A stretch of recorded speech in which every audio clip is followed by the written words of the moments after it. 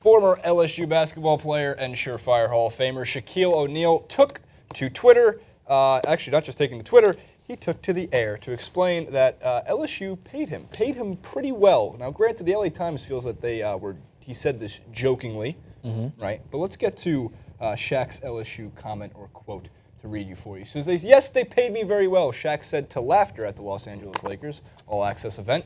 Statute of limitations is up. I can talk about it. They paid me very well. That's right, baby. LSU. Also came from the Washington Post. Shaq also tweeted out the second half of this because he does want his son to play there. Shaq wants his son to play for LSU. Quote, you can probably get a house. You can get 2 cars. I'll set it up for you. I know some people. I love this. I don't know if he's joking. I don't know if he's serious. But if he is, it brings up a much bigger question because we've known now for a while that it is likely, not proven, and it has been proven in cases like Reggie Bush, but likely that these athletes are getting paid in some form or another. Maybe not cash, maybe not a check, but they help out their families a lot of the time, which should be done if they need it, and they help out with giving them gifts. They have them sign autographed footballs that eventually get sold later on. Some players have been caught, some players haven't, but it begs another question. We're begging for a lot of questions today, Francis. Ben Simmons currently plays at LSU. He's the surefire #1 pick in this draft to come out of the 2016 NBA draft, I should say. And it begs the question, is this a reason maybe why Ben Simmons went to LSU? Enlighten me on the history of Ben Simmons, right? We know he resonates from Australia. Talk me through a little bit of his decision-making to go to LSU. From what I've read, from what I've researched, a lot of it has to do with family ties to the university, family ties to the coaching at the university, in addition to playing for a John Calipari at Kentucky because he turned down offers from Kentucky, from Louisville, from big-name schools. Not that LSU isn't a big-name school. It's a Division I university that normally competes in the tournament. But a lot of it, I think, had to do with he wanted to be the #1 on the team. He wanted to get the most minutes possible, and Calipari runs a little bit of a different system. Not that he wouldn't have gotten a shockingly lower amount of minutes, but maybe he felt that LSU was the best place to grow for 1 year. It's a one and done. It's a train stop before he hops on the NBA train. I mean, I just wanted to enlighten myself, probably the viewers, a little bit about that. You They probably feel know so. This isn't a new topic in terms of whether or not Shaq is joking or not. If he is joking, fine, it's just a joke. But to me, it seems like there is some sort of weight attached to that. And it's something that many people, Ben Mankiewicz, for one on the panel here, talks about how college athletes should be paid. Yeah, he thinks that they should be paid. They bring in a lot of money to the colleges. They're huge in terms of season ticket sales. All that all comes down to the athletes. If that was a professional standing, in a professional standing, athletes get paid millions because they're part of that industry or part of that business.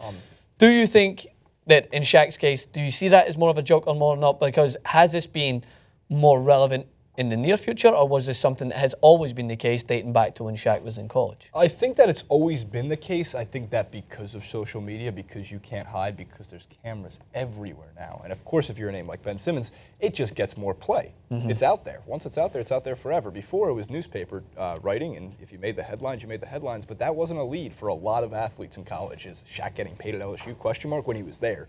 Or other athletes. Reggie Bush scandal was huge. That was a huge deal. But it's not like he was the only one.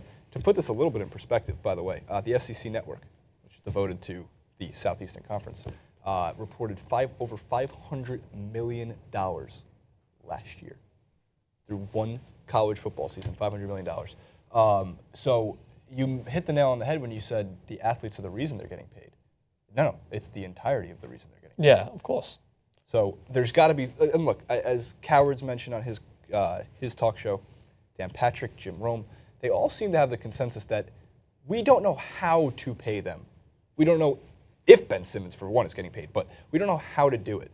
We just know that at this point, they have to. Yeah, and it's because you have to take it case-by-case basis. If you're trying to get someone in, like Ben Simmons, to come into your college and he's only going to be there for 1 year, the contract becomes a little cloudy because how much are you going to get him to come in if he's not really going to grow your program that much? He will grow it.